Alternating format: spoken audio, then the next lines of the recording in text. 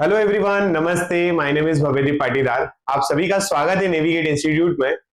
दोस्तों, जैसा कि आप देख पा रहे हैं, हम लोग आप लोगों के लिए एक लेटेस्ट न्यूज यहां लेकर आए हैं, जिसमें आप लोगों की अपकमिंग एग्जाम यानी कि एमपी ईएसबी की 2026 की सब इंजीनियर से रिलेटेड एक इंफॉर्मेशन जो हमें यहां पर मिल रही है, उसके बारे में हम डिस्कस करेंगे।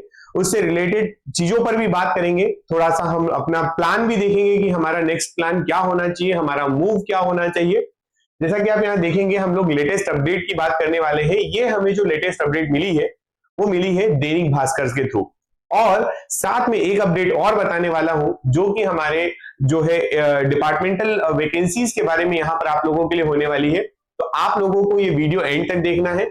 आप लोगों को ये समझ में आएगा कि हमें किस डायरेक्शन में चलना है, और उसके बाद आप लोगों को ये, और जब आप वीडियो एंड करेंगे तो आपको पता चलेगा कि सिलेक्शन लिया जा सकता है और किस तरीके से लिया जा सकता है। राइट? तो देखिए, पहली बात तो ये कि अभी जो दैनिक भास्कर की अगर हम बात करें तो दैनिक भास्कर यहाँ पर आप कितना विजिबल है मैं बता देता हूं।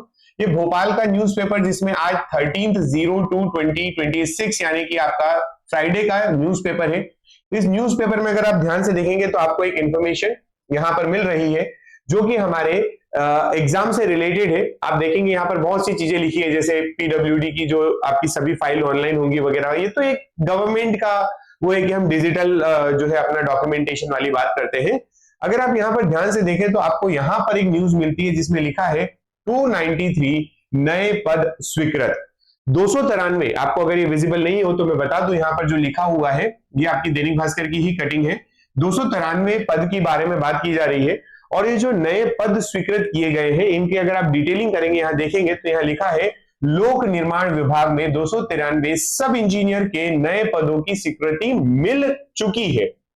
क्या इंडिकेशन है ये इंडिकेशन है कि हमारे पास पीडब्ल्यूडी जो है वो अपने डिपार्टमेंट से अपने जो वैकेंट सीट्स है उनके बारे में डिक्लेरेशन कर चुका है, और वो आपके आयोग को मिल चुकी है अप्रूवल के लिए। गवर्नमेंट के पास से फाइनल बात हो चुकी है, क्योंकि गवर्नमेंट जो होती है वही डिपार्टमेंट वाइज अलग अलग वैकेंसीज रिलीज करती है। तो यहां पर पीडब्ल्यूडी की बात तो पता चल गई, ठीक है। उसी के साथ में यहाँ पर बहुत सारी चीजें, जैसे कि एक बात आपको यहाँ पर भी समझ में आएगी, इसमें देखेंगे आप आगे पढ़ेंगे तो आपको मिलेगा कि लोक निर्माण विभाग में 1076 यानी 1076 पद अभी जो है वो रिक्त है, यानी कि सब इंजीनियर के हैं। और उनमें भी अगर हम देखें कि अभी आपके जो टोटल पद 1076 जो है उसमें से 250 पर एसडीओ का चार्ज है, यानी कि 250 इंजीनियर सब इंजीनियर जो है वो अभी एसडीओ के पद पर भी कार्य कर रहे हैं, उन्हें उसका भी प्रभार मिला हुआ है।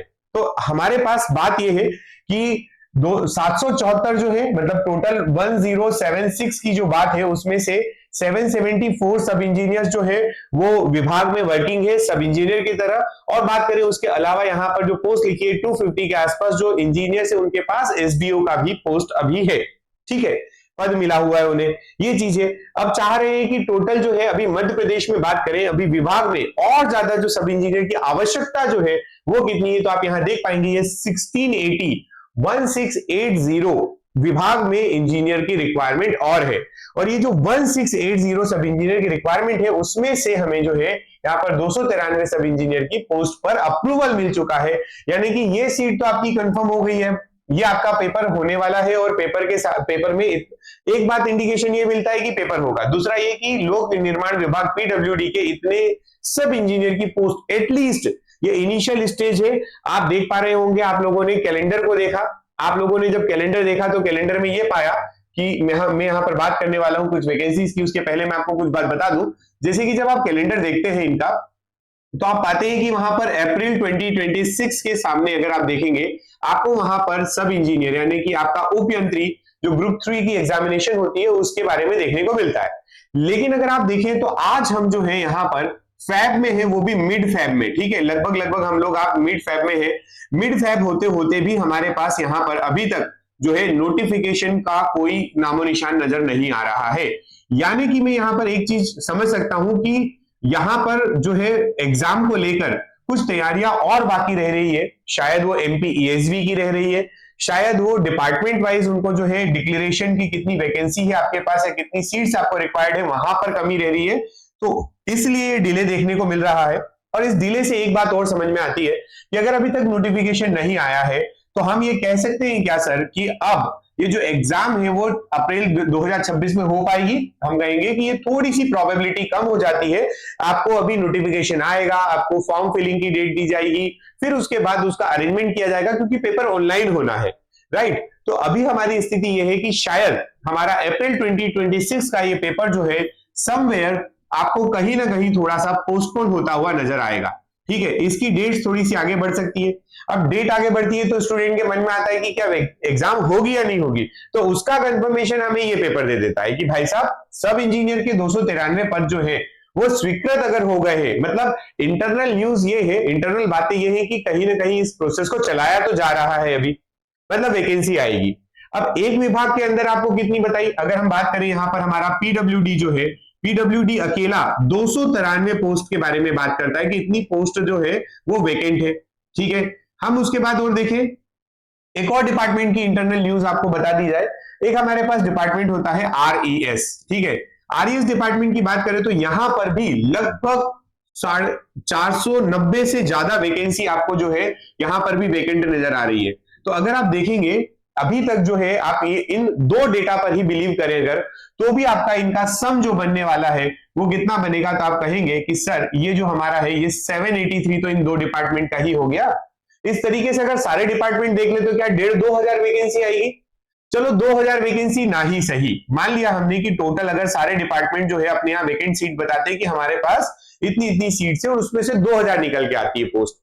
अगर 2,000 पोस्ट भी नहीं आती है और हम एक डेटा लेकर चलते हैं कि गवर्नमेंट एक साथ सभी रिक्रूटमेंट नहीं करती है, तो हमने मान लिया है मोटे मोटे तौर पर एटलीस्ट अगर हम 40% सीट्स भी अगर मान लेते हैं, 40-45% सीट्स पर भी अगर मान लीजिए वैकेंसी डिक्लेयर होती है, तो आप यहां पर ये देखेंगे कि अगर इतनी वैकेंसीज भी आ गई तो आपका 2000 जो है उसका 40% भी अगर आप निकालें तो वो भी आपको 800 या 800 से ज्यादा पोस्ट जो है वो नजर आ रही है। और जैसा कि आप देख भी पा रहे हैं, न्यूज़पेपर और अलग अलग एजेंसीज भी बार बार ये बात कर रही है कि आपका एमपीईएसबी में इस बार जो है वो 900 के अराउंड पोस्ट आपको मिलने वाली है, ठीक है। 900 पोस्ट जो है वो आपको एमपीएसबी की मिलेगी। तो कहीं ना कहीं हमारा डेटा जो है उससे थोड़ा रिलेवेंट है और मैच भी कर रहा है, जबकि हमने केवल दो डिपार्टमेंट के बारे में बात की है, ठीक है।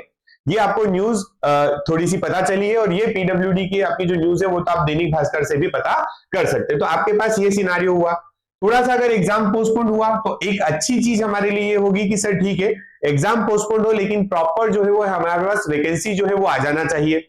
वैकेंसी जो है वो जितनी डिपार्टमेंट बताएगा, टाइम लगता है डिपार्टमेंट से वैकेंसी निकालने में, तो जितनी बताएगा वो पोस्ट में देंगे, अच्छी चीज है। दूसरी बात ये कि प्रिपरेशन का टाइम बढ़ जाएगा, और प्रिपरेशन का अगर टाइम बढ़ेगा, मान लीजिए अभी आज की डेट में अगर मैं बात करूं आपका मिड फेब की अगर हम बात कर रहे हैं, तो यहां से भी मुझे प्रिपेयर करने के लिए अपना पूरा नॉन टेक्निकल और टेक्निकल पढ़ने के लिए एटलीस्ट 2.5 to 3 मंथ्स तो चाहिए एटलीस्ट, है ना। ये बहुत अच्छे से प्रिपेयर करोगे ना, बहुत बहुत ज्यादा जुझारूपन दिखाओगे, तब भी आपको लगभग 2.5 से 3 महीने तो चाहिएंगे, ठीक। एक बात हुई। अब सर ये जो आपके पास टाइम पीरियड की बात कर रहे हैं, 2 महीने तो मैं अभी भी कह रहा हूं कि आपके पास जो शेड्यूल बना है उससे भी है, उसके अलावा भी अगर देखेंगे तो हमें थोड़ा बहुत टाइम पीरियड और भी मिलने वाला है। अब ये चीज तो हुई आपकी वैकेंसी की बात, जिसमें मैंने आपको बता दिया कि हमारे डिपार्टमेंट वाइज अलग अलग वैकेंसीज डिक्लेयर होने वाली है और उनमें कुछ डेटा आपके सामने मैंने प्रस्तुत किया है। यहां पर 3-4 फैक्टर आ रहे हैं और वो 3-4 फैक्टर पर डिस्कशन करना बहुत जरूरी है, जिसमें से पहला फैक्टर मैं आपकी प्रिपरेशन में लेना चाहता हूं। जैसे कि अभी बहुत से स्टूडेंट जो है वो पेपर देकर आए हैं एमपीईएसबी का, और एमपीईएसबी का जो पेपर देकर आए हैं वो कौन सा था, तो वो था आपका ग्रुप 2 सब ग्रुप 3 का पेपर, राइट, ठीक। अभी जो पेपर हुआ इसमें एक चीज देखने को मिली कि सर दो सेक्शन होते हैं, जिसमें एक आपका टेक्निकल का सेक्शन था और दूसरा सेक्शन जो था वो आपका नॉन टेक्निकल का था। हमने ये पाया कि टेक्निकल का सेक्शन जो था वो बहुत ही इजी आया, वेरी इजी, हम इसको इजी या वेरी इजी की कैटेगरी में डालते हैं। और जो नॉन टेक्निकल का सेक्शन था, आइदर या तो आप कह लीजिए कि वो इजी था या फिर आप उसको कह लीजिए वेरी टफ, है ना। तो आप लोग अब यहां पे थोड़ा सा कंफ्यूज हो सकते हैं, पेपर में मॉडरेट लेवल के क्वेश्चन ना दिखकर या तो इजी दिखे या वेरी डिफिकल्ट। अब डिफिकल्टी लेवल इस लेवल की थी कि अगर आप देखें कि हमारे पास जैसे साइंस हो गया, हमारे पास जैसे जीके हो जाता है, तो डिफिकल्टी इस बात की कि सर जो हमसे साइंस पूछ लिया वो ऐसा पूछ लिया कि अगर 11th 12th का बायो का स्टूडेंट बेटा तो वो नहीं बता पाता, केमिस्ट्री उससे नहीं बनती। और अगर हमसे इजी पूछा तो ऐसा पूछा कि 8th क्लास का बच्चा भी बना रहा है।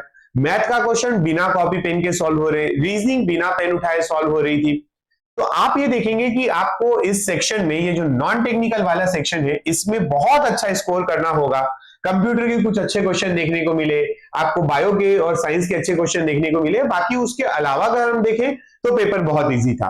तो मेरा गणित जो बहुत पहले से चला आ रहा है, जो मैं आपके सामने कई बार प्रस्तुत कर चुका हूं, पहले भी मैंने कहा है आप लोगों के लिए, ये नॉन टेक्निकल की कंप्लीट स्ट्रेटेजी जो मैंने आप लोगों के लिए यूट्यूब पर भी ली थी, यहां पर भी हमारा एक ही सोल पर्पस था, एनी हाउ हम लोग जो है हमारी एग्जाम में 80+ स्कोर कर ले।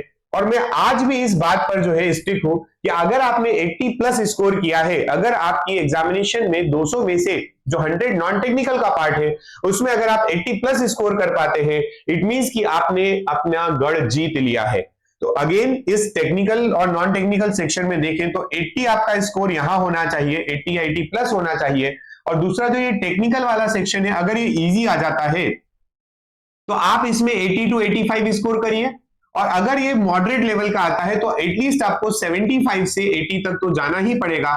आप ये बात मार्क करके रख लीजिए, पेपर अभी हुआ नहीं है लेकिन फिर भी मैं कह सकता हूं कि इस बार जो है कट ऑफ थोड़ा सा शूट कर सकता है, थोड़ा सा इंक्रीज हो सकता है कट ऑफ। तो आपको उस तरीके की अपनी प्रिपरेशन करना है कि आप इस सब इंजीनियर की एग्जामिनेशन में किसी भी तरीके से 160 या 165 को टच कर जाए।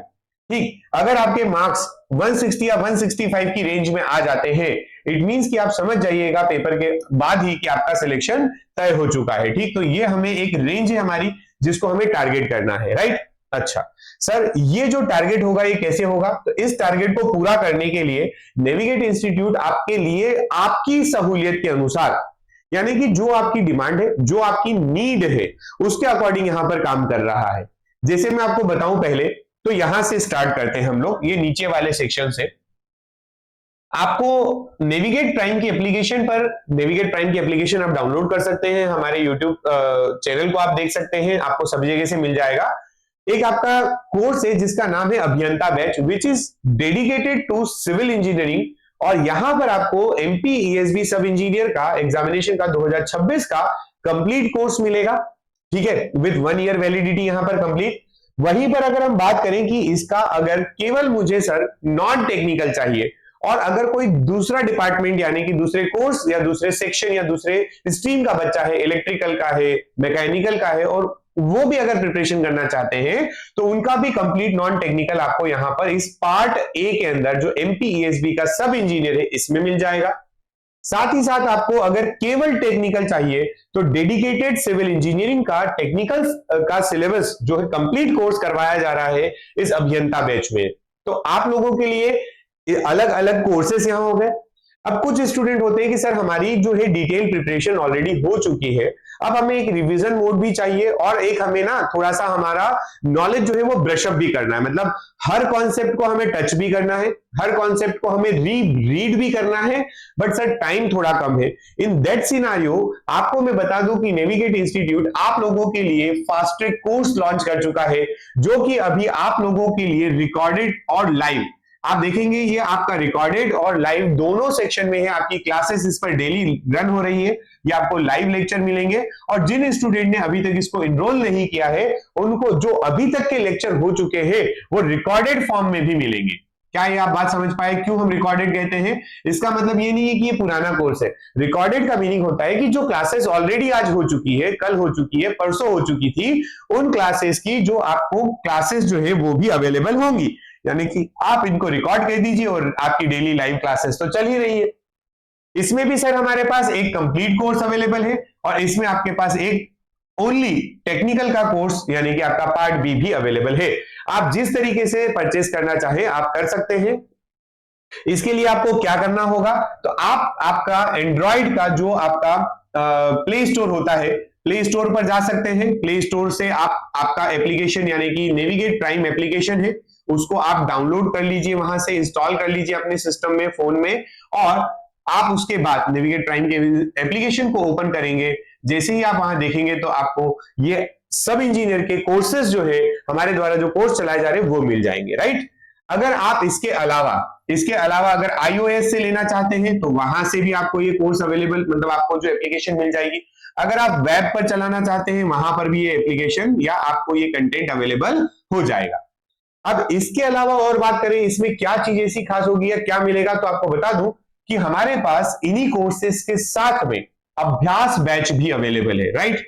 अभ्यास बैच अवेलेबल है जिन स्टूडेंट को केवल लगता है कि सर हमारी स्थिति अभी ऐसी है कि सर पूरा पढ़ लिया है, technical non technical all clear, we are ready to give the exam, but sir पहले नोटिफिकेशन आया फिर, और अब मन थोड़ा कम लगता है या हमें प्रैक्टिस चाहिए। जो स्टूडेंट इधर नेविगेट प्राइम में अगर आपने ये कोर्स परचेस किए हैं तो इनके साथ में हम उसका कंसर्निंग, यानी कि जैसे नॉन टेक्निकल है तो नॉन टेक्निकल का, टेक्निकल है तो टेक्निकल का, हम आपको साथ में अभ्यास सेशन प्रोवाइड करते हैं।